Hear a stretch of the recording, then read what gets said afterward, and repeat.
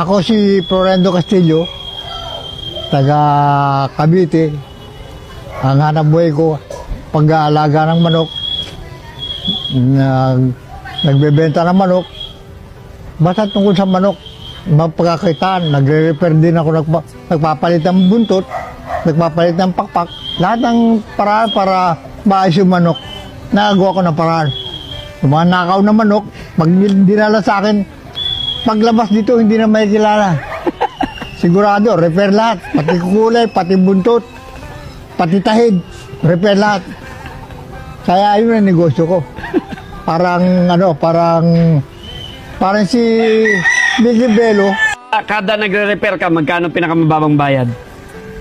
100. 100. No, Yung pinakamalaking 200. bayad, magkano? Minsan 500. Anong pinagawa?